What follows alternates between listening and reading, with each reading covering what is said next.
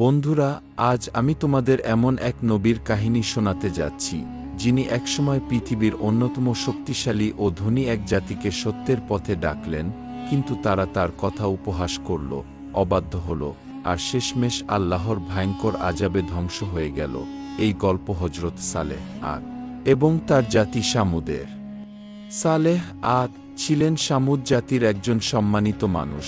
সামুদ জাতি বসবাস করত এক উপত্যকায়, যার নাম ছিল আল হিজর, বর্তমান সৌদি আরবের উত্তর পশ্চিম দিকে মদিনা ও তাবুকের মাঝামাঝি এক পাহাড়ি অঞ্চল। এই জাতি ছিল অত্যন্ত উন্নত, ধনী ও প্রযুক্তিগতভাবে অগ্রসর। তারা পাহাড় কেটে ঘরবাড়ি ও প্রাসাদ তৈরি করত। তাদের রাজপ্রাসাদ, বাগান, উঁচু দালান সবকিছু দেখে মনে হতো যেন চিরস্থায়ী হবে, কিন্তু তারা একটাই জিনিস ভুলে গিয়েছিল, সবকিছুর মালিক একমাত্র আল্লাহ। সালেহ আদ জন্মেছিলেন এই সামুদ জাতির মধ্যেই। ছোটবেলা থেকেই তিনি বুদ্ধিমান, বিনয়ী ও সত্যবাদী ছিলেন। তাকে সবাই ভালোবাসত, সবাই তাকে বিশ্বাস করত। তার সততা ও ঈমানের জন্য অনেকেই তাকে নেতা হিসেবে চেয়েছিল। একদিন আল্লাহ তাআলা সালেহ আদ কে নবুয়াত দান করলেন। তার দায়িত্ব ছিল নিজ জাতিকে তৌহিদের দিকে আহ্বান করা, শিরক থেকে বিরত রাখা এবং আল্লাহর একত্ব প্রচার করা। তিনি তার জাতির কাছে গিয়ে বললেন, হে আমার জাতি, তোমরা একমাত্র আল্লাহর ইবাদত করো। তিনিই তোমাদের সৃষ্টি করেছেন, তিনিই তোমাদের জীবিকা দিচ্ছেন। কিন্তু মানুষ তখন অহংকারে ডুবে ছিল। তারা বলল, তুমি তো আমাদেরই একজন মানুষ, তোমার কথায় আমরা বিশ্বাস করব কেন? আমাদের পূর্বপুরুষরাও তো এমন কিছু শোনেনি। তাদের হৃদয় পাথরের মতো শক্ত হয়ে গিয়েছিল। একদিন তারা উপহাস করে সালেহ কে বলল, যদি তুমি সত্য নবী হও, তবে একটা মুজিয়া দেখাও, এই পাহাড় থেকে একটি জীবন্ত উটনী বের করো। সালেহ আদ বললেন, যদি আমি তোমাদের অনুরোধ অনুযায়ী আল্লাহর কাছে দোয়া করি, আর যদি আল্লাহ তা কবুল করেন, তাহলে কি তোমরা বিশ্বাস করবে যে আমি সত্য নবী? তারা বলল, হ্যাঁ, আমরা বিশ্বাস করব। সালেহ আদ আল্লাহর কাছে দোয়া করলেন। হঠাৎ পাহাড় কেঁপে উঠল। একটি বিশাল, সুন্দর উটনী পাহাড় ফুঁড়ে বেরিয়ে এলো। মানুষ বিস্ময়ে হতবাক হয়ে গেল। সালেহ আদ বললেন, এটা আল্লাহর উটনী, তাকে কোনো কষ্ট দেবে না।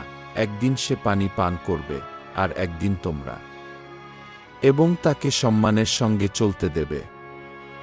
এটা ছিল আল্লাহর পক্ষ থেকে তাদের জন্য পরীক্ষা। শুরুর দিকে কিছু মানুষ ঈমান আনল, কিন্তু অধিকাংশ লোক এখনও অহংকারে ডুবে রইল।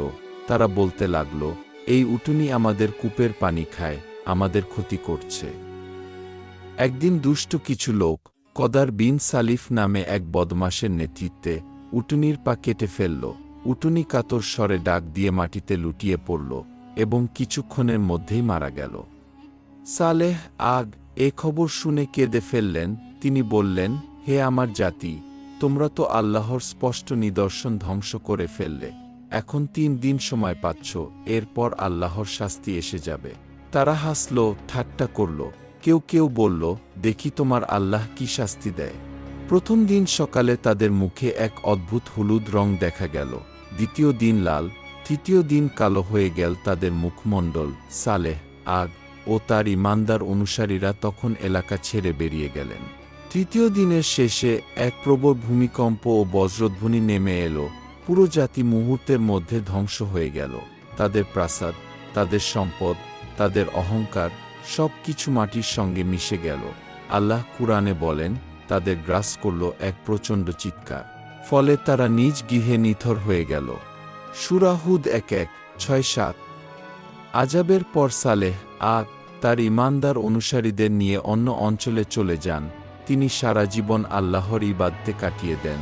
তার মৃত্যুর সঠিক সময় বা স্থান নির্দিষ্ট নয়, তবে ধারণা করা হয় তিনি শাম, বর্তমান সিরিয়া অঞ্চলে মৃত্যুবরণ করেন। তার কবর কোথায় তা নিশ্চিত জানা যায় না, তবে তার শিক্ষা আজও বেঁচে আছে। হযরত সালেহ এর গল্প আমাদের শেখায়, 1. অহংকার মানুষকে ধ্বংস করে। 2. আল্লাহর নিদর্শনকে অস্বীকার করা মানে নিজের সর্বনাশ ডেকে আনা। 3. এক নবীর সতর্কবাণী কখনো উপহাস করা উচিত নয়। 4. যে জাতি আল্লাহকে ভুলে যায়, তার কোনো প্রযুক্তি বা শক্তি তাকে রক্ষা করতে পারে না। বন্ধুরা, এই গল্প কেবল একটি ইতিহাস নয়, এটা এক গভীর শিক্ষা, যে শিক্ষা আজও আমাদের জন্য প্রযোজ্য। চলো আমরা আল্লাহকে ভয় করি, তার নবীদের শিক্ষা মেনে চলি, আর তৌহিদের পথে ফিরে আসি।